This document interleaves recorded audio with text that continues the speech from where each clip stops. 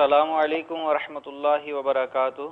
وعلیکم السلام ورحمۃ اللہ وبرکاتہ۔ میرا سوال یہ ہے کہ نماز کے علاوہ ٹخنوں کے نیچے پائنچے رکھنے کا کیا حکم ہے؟ اس کے بارے میں مدنی پھول ارشاد فرما دیجیے۔ السلام علیکم ورحمۃ اللہ وعلیکم وبرکاتہ۔ السلام ورحمۃ اللہ وبرکاتہ۔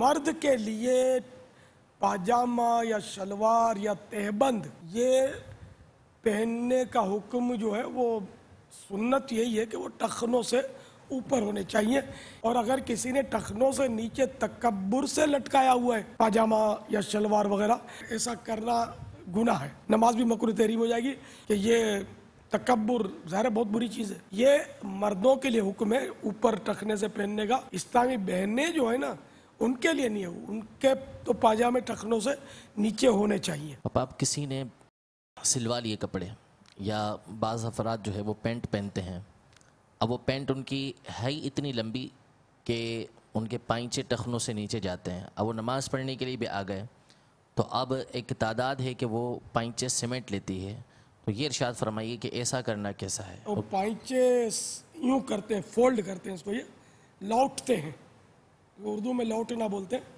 تو یوں پائنچے کر لیتے ہیں، یہ کف ثوب کہلاتا ہے، کپڑے لوٹنا، یہ مکروہ تحریمی ہے۔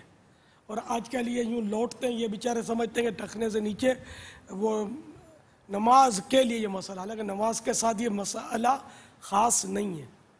اب یہ لوٹنا تو آپ خود بتائیے کہ اس طرح کپڑے یعنی لوٹ یعنی کہ پائنچے چڑھا کر کیا سسرال جائے گا کوئی داماد؟ تو یہ سب بھیڑ چال ہے، دیکھا دیکھی ہے، اور اس طرح لوگوں کے ذہنوں میں یہ بات بیٹھی ہوئی ہے کہ اگر کسی کے پائنچے نیچے ہوں بھی نا تو اس کو دوسرے مشورہ دیتے ہیں کہ پائنچے اونچے کر لو۔ مسجدوں میں یہ اس طرح کے بڑے بوڑھے جو ہوتے ہیں یہ مشورہ دیتے ہیں، تو پھر یہ بیچارے یا تو نیچے سے پائنچے لوٹ لیتے ہیں، یہ بھی مکروہ تحریمی، یا اوپر سے یوں اڑس لیتے ہیں، یہ بھی مکروہ تحریمی۔ کہ حدیث شریف میں مطلقاً یہ حکم ہے نا کہ وہ کف ثوب نہ کیا جائے، یہ نماز کے لیے کہ نماز میں کف ثوب سے یعنی کپڑے لوٹنے سے، کپڑے فولڈ کرنے سے سرکار نامدار صلی اللہ تعالی علیہ وآلہ وسلم نے منع فرمایا۔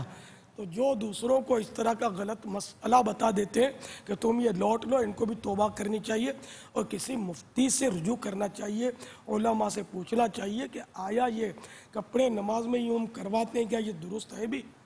تو بیچارے پوچھتے نہیں ہیں، بس وہ بھیڑ چال وہی بات ہے کہ ایک دوسرے کو دیکھ دیکھ کر یہ سمجھتے ہیں کہ مسئلہ یہ ہے، یا بعض اوقات کوئی داڑھی والا اس طرح کا عمل کر لے تو وہ سمجھتے ہیں کہ یہ سند ہو گئی، حالانکہ ہر داڑھی والا عالم نہیں ہوتا، نہ ہر مسجد کا پیش امام جو ہوتا ہے وہ عالم ہوتا ہے۔ تو مسئلہ شرعی جب بھی معلوم کرنا ہو تو مشورہ یہی ہے کہ مفتی سے پوچھا جائے، ہر عالم بھی مسئلے میں مضبوط اتنا نہیں ہوتا جتنا مفتی صاحب مسئلے میں مضبوط ہوتے ہیں۔ واللہ تعالی اعلم ورسولہ اعلم عز وجل وصلی اللہ تعالی علیہ وآلہ وسلم۔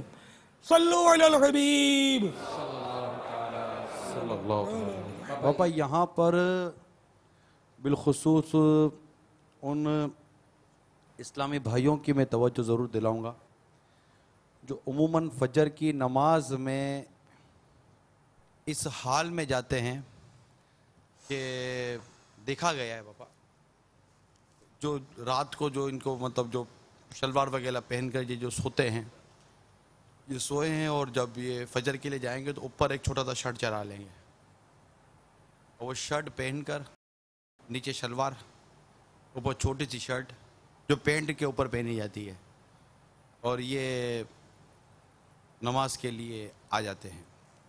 بڑا مطلب عجیب و غریب عجیب قسم کا یہ لباس ہے، اور عام طور پہ یہ لباس کسی بھی اس طرح مطلب نارمل بھی نہیں پہنا جاتا، مگر یہ نماز کے لیے عموماً فجر کے لیے جو نماز پڑھتے ہیں یا گھر میں بھی جو فجر میں نماز پڑھتے ہیں، یہ بھی غور کر لیں کہ نماز میں اٹھ کر، نماز کے لیے اٹھ کر جو لباس کے آداب جو امیر اہل سنت نے بیان فرمائے ہیں اور اس کے متعلق جو احتیاطیں ارشاد فرمائی گئی ہیں، کیا نماز میں فجر میں بھی بالخصوص ہم اس کا اہتمام کر پاتے ہیں یا نہیں؟ بالکل، لباس بھی درست کرے اور خوشبو لگائے، یہ بھی مستحب ہے، कंगा करे, ये भी मुस्तहब है। वाकई यानी कि ये ज़ाहिर एक अक्ल में भी आ रहा है कि जब दुनियावी शख्सियत के हम मतलब पास जाएं या किसी खुसूसियत के साथ कहीं दावत पे जाएं तो हम कैसा लिबास पहनते हैं, और अल्लाह की बारगाह में हाजिर होते हैं तो बिल्कुल फटीचर की तरह खड़े हो जाते हैं, चिथड़े लटका के। नहीं, कोशिश करनी चाहिए कि जो मुनासिब और अच्छा लिबास हम पहन सकें वो पहन लेना चाहिए। वो अगर पहले इजाज़त हो, नमाज के बाद उतार के रख भी दें।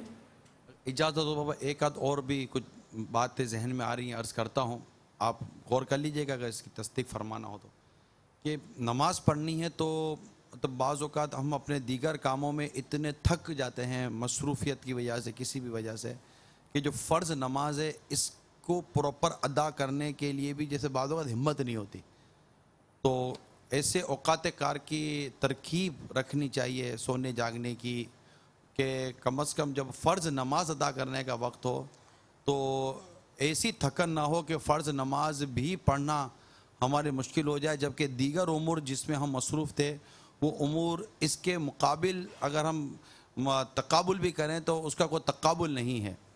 तो नमाज के लिए ऐसा मतलब कि हमारा अंदाज़ और मिजाज होना चाहिए कि फ़र्ज़ नमाज की अदायगी के लिए एक मतलब पुरजोश अंदाज़ हो और एक ख़ूबसूरत अंदाज़ हो और एक खुशी हो कि मैं नमाज अदा कर रहा हूँ, कुछ ऐसी कैफियत होनी बात समझ में आती बाबा। जी हाँ, वो है लिखा हुआ, नींद भी ना चढ़ी हुई हो,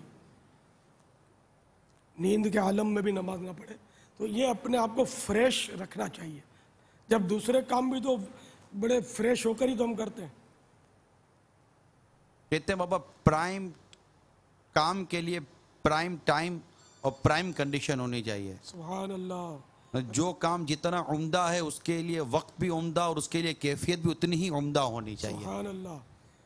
तो नमाज से बढ़कर क्या प्राइम, इससे बढ़कर क्या बाबा। अल्लाह नसीब करे। आमीन। दुआ करें बाबा अल्लाह हम सबको जज्बा दे और जो इस तरह की बातें जहन में आती हैं इस पर अमल का भी जज्बा नसीब हो जाए। जो लोग बेचारे नमाज पढ़ते भी हैं ना, उनकी भी बस पोजीशन जैसे कि वो रात को आधी रात तक एक तादाद है, आधी रात तक गप्पे मारेंगे और मतलब बेचारे इधर उधर वो ख्वार होंगे और फिर अधमुए हालत में घर में यूँ तो नमाज फजर पढ़ी और सो जाते हैं। यानी हम लोग जो पढ़ने वाले लोग भी हैं तो ऐसे बस कमज़ोर हैं कि एक फार्मूलिटी या फ़र्ज़ है क्या करें बस पढ़ लेते हैं। ये मतलब खुश दिली अफसोस कि हम अपने अंदर नहीं पाते। अफसोस कि नमाज तो जन्नत की कुंजी है, जन्नत की कुंजी पर हाथ रखने के लिए कितना फ्रेश होना चाहिए। हमको इसकी कोई मतलब यानी कि अफसोस के जज्बा नहीं पाते हम इसका कि नमाज जन्नत में ले जाएगी। सब जानते हैं कि नमाज जन्नत में ले जाएगी, लेकिन हिर्स नहीं है। अल्लाह हिर्स नसीब फरमा। मुझे अपनी और सारी दुनिया के लोगों की इस्लाह की कोशिश करनी है।